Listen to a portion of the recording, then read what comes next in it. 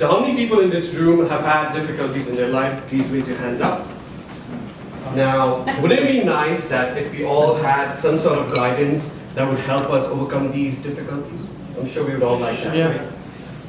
So today, I'm going to walk you through my life, and I'm going to share with you 3 lessons that I learned over the past 4 decades from my life living this beautiful planet. Master of Ceremony, Toastmasters, guests, good evening. Good evening.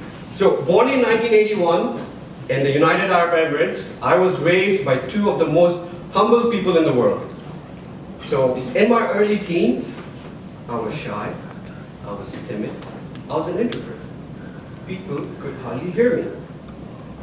But during my mid-teens came my best friend for life, Sanjay Zaveri. Now, Sanjay Zaveri was highly influenced by the African-American culture. And, like any best friend would, I started emulating him, the way he dressed, the way he presented himself. I started buying clothes with 3 times my size. I remember, when I used to walk, it almost felt like doing a mini Pilates workout. Yeah, that was great. So during this time, academically, I was an outstanding student. That's because I stood outside the class very often. So then we go to my mid-teens. At this period, I was extensively involved in physical activities. In fact, I was the captain of my soccer team, and I was the vice captain of my cricket team. Following the trend of my amazing academic performance, we were always the top team from the bottom. So, finally, don't ask me how, but I did graduate my high school with distinction. This is probably attributed to the infinite hours my mom devoted to prayer. Okay. So the next phase of my life, I go to Toronto, Canada to do my bachelor's. Now, being a major advocate of diversity, I made sure I built emotional attachments with women from different races. But it's a sophisticated way of saying I had several girlfriends. So if you've not figured it already, till that point in my life, I had a very, very carefree attitude. And you know how people say there's always one moment in your life where it's life-altering? So yeah, my life-altering moment came when I married my first wife. First one. Slow. Yeah, so we were poles apart, completely incompatible. And in that phase of my life, I used to be angry, depressed, vulnerable. Worst of all, I was lashing out on people who meant the world to me. So we were married for 6 months, and then for the next 5 grueling years, we fought for divorce in the court. But do you know who was my backbone during this difficult period? This was like the darkest phase of my life. Lesson number 1, cherish, embrace, and love your family members. Yeah? Look, sustaining a relationship with a family member could be difficult.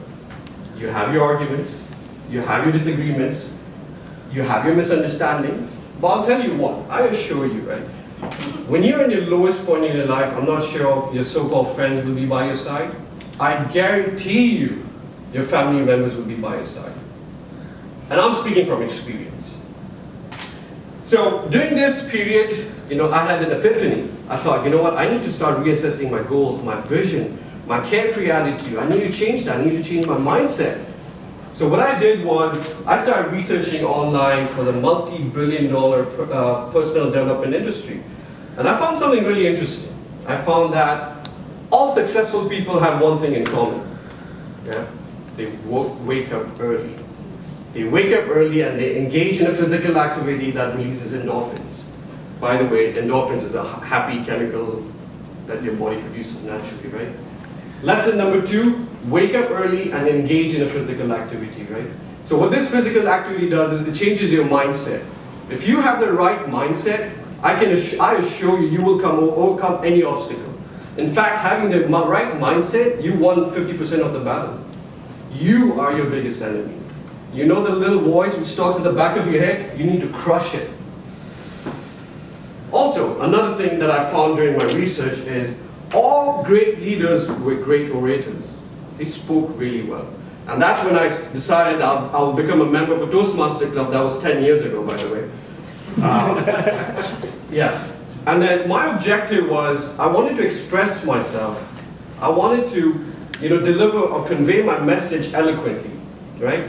So lesson number 3, adopt the Japanese philosophy, Kaizen, which is continuous improvement. So now, just by adopting these 3 lessons in my life, for the next 10 years, my professional life soared. Me and my team members, we were able to financially overhaul 3 countries from a position of loss to the most profitable districts in the company. I am now the youngest regional sales manager for the company, period.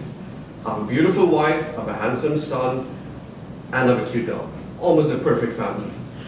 These principles work. I'm a living proof of it. So, in a nutshell, that's the story of my life in a nutshell. It's a transformation from a young, shy, timid introvert to one of the best salesmen in the country in a very volatile industry. Thank you. Back to you.